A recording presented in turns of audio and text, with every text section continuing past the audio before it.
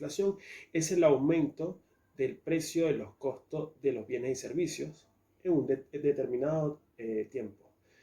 Se usa más que todo a nivel mensual para ir tomando los datos, pero el valor que se toma es el valor anual, la acumulación de meses.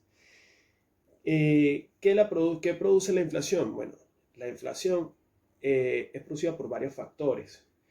El factor principal a nivel mundial de la inflación es el aumento de la materia prima. Por ejemplo, hoy en día hay un aumento considerado de la materia prima a nivel mundial por el impacto que ha tenido la guerra en Ucrania, que ha aumentado lo que son esos recursos naturales como el gas y el petróleo, y también ha aumentado los granos. Cuando se aumenta la materia prima, aumenta la producción y aumenta la distribución y aumenta el producto final.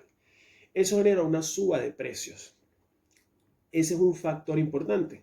El segundo factor que también es bastante importante, que es lo que más sucede en la Argentina, es la emisión de dinero desmedida sin ningún tipo de soporte.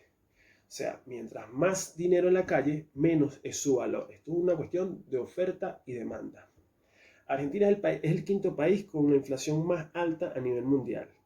Y lo alarmante de este dato es que los cuatro primeros, el primero es Venezuela, que vive en un régimen dictatorial, que también ha sido golpeada por distintos tipos de sanciones, y los otros tres países son países que están viviendo una guerra civil. O sea, Argentina es el país que en teoría vive en una democracia y una estabilidad que tiene la inflación más alta del mundo.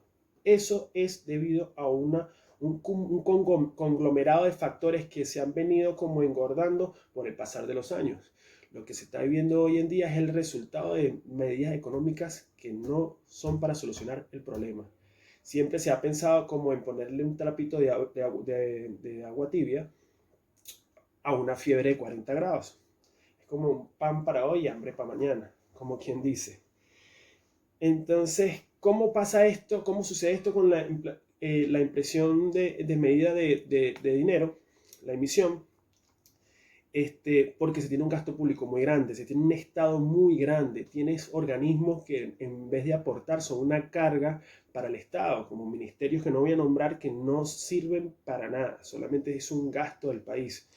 El gasto público también se resume en lo que son los subsidios que se tienen en el país, en la nación, en lo que son los planes y obras sociales, los servicios como la educación y la seguridad, todos los servicios, la salud, pero también hay demasiados bonos, muchas personas cobrando bonos que dependen de lo que es el Estado.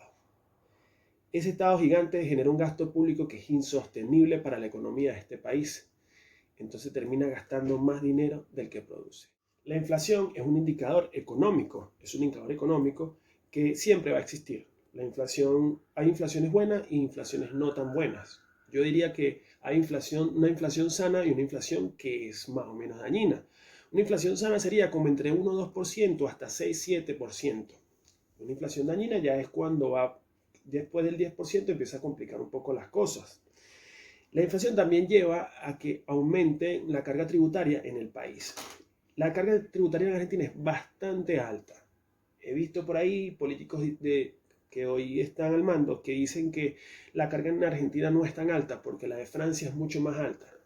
Pues sí, lo que pasa es que en Francia más del 80% de la población paga los impuestos que son. En cambio en Argentina menos de la mitad de la población paga el impuesto que no paga la otra mitad. Entonces ahí es donde está lo complicado de la cosa, porque también estos impuestos van a estas empresas medianas y grandes que complican lo que es la producción nacional y el crecimiento de la economía de un país. Una inflación siempre va a existir porque va con el aumento de lo que son los precios y todo eso, y el aumento de los salarios. Entonces, como que todo debería ir con el crecimiento del país, no de una forma desmedida ni desequilibrada, que es como lo que pasa en la Argentina.